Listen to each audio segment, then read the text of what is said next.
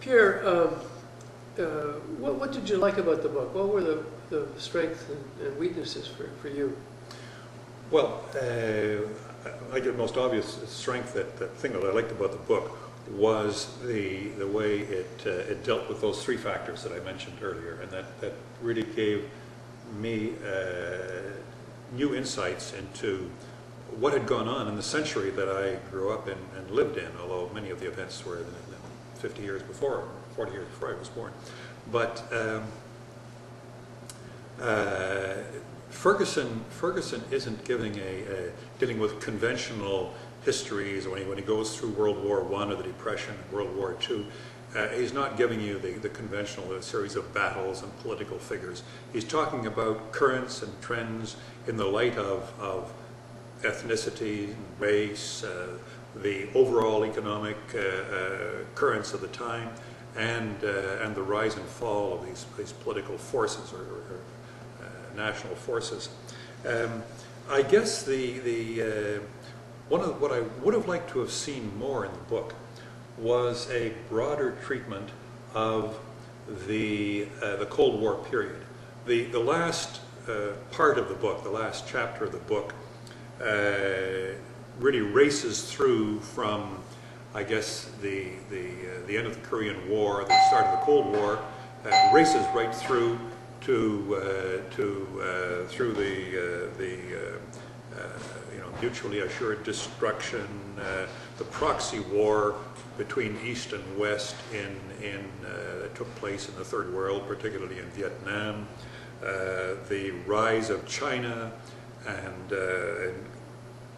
more recently the collapse of the Soviet Union, and also the rise of radical Islam and of the repudiation of Western values and the phenomenon of Islamic migration to Europe.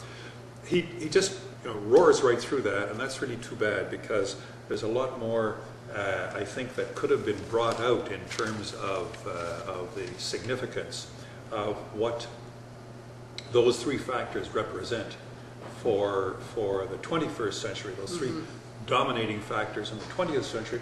What do they represent for the 21st century? On the positive side, I loved the details.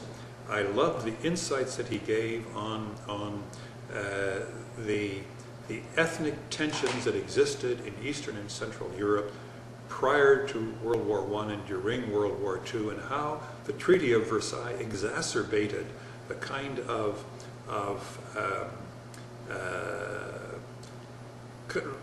arrangements of convenience that had existed for hundreds of years between these ethnic groups, with occasional frictions and tensions and so on, but that by and large there had been a certain amount of ethnic peace. And when these multi-ethnic empires and what we take so much for granted, the nation state, how that really exacerbated a lot of the underlying stresses there. I liked his insights about the savagery of both world wars, and how it was not, as one had always tended to assume, the other guys. It was the Germans who were the bad guys who killed prisoners of war. Well, in fact, I was stunned to find out that Allies, British and particularly American troops, were as guilty as Germans of killing prisoners of war. Of course, you didn't have the phenomenon of the extermination camps, and you didn't have the kind of mass violence that you had towards prisoners of war in Japan. But our guys were not knights in shining armor, as I had thought. They were human beings like soldiers everywhere. Yeah. And then finally the variety of dispersal that existed among these diasporas and pales. So those were things that details I really liked.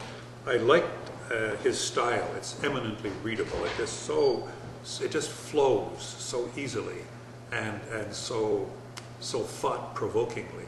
So those are real strengths. I would have liked to have seen him dwell not only on those three factors, but also on how they've changed over the 100 years. but also how what you might call the moral cosmos of the West has changed in the 100 years or so between, say, 1909 and 2009. The way that we look as Western societies at things like violence and war, tolerance, how our notion of family has changed, our notion of frugality and work has altered over those 100 years, and the impact that has had as part of the economic realities that we live in. Our notion of human life and human rights and the balance between those two, though there have been tremendous evolutions, and I think that moral cosmos is as important a factor in the changing environment and in the possibility of new changes, including more violent changes in the years to come, as the other three that he cited. Mm-hmm. The question that Ferguson leaves hanging at the very end is, given those three factors, ethnic differences, economic volatility, and the collapse of dominant political systems,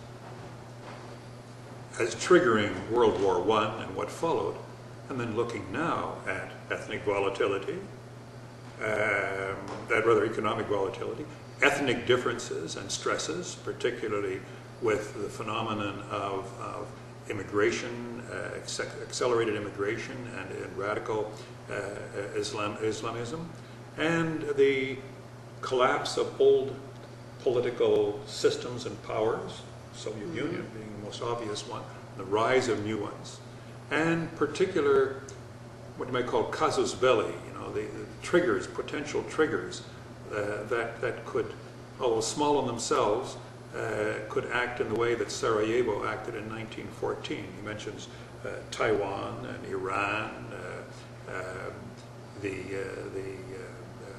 North Korea. Is it conceivable that we would have the preconditions now for a return to the kind of violence on a global scale that we saw in what he characterized as the War of the World? Yeah, yeah. No, it really struck me along that line just how fragile matters are. That we tended to assume that these kinds of things could never happen again. But by the time I finished Ferguson's book, I felt that things are fragile. Yeah. Well, I'm sure that the Congress of Vienna in 1815, they never imagined that they'd be sitting around, a table not too far away, 104 years later. Yeah. So it's a terrific read. Eh? Yeah. I'm passing it out to friends. I think it's eminently readable. Yeah. Many thanks, Pierre. Well, thank you.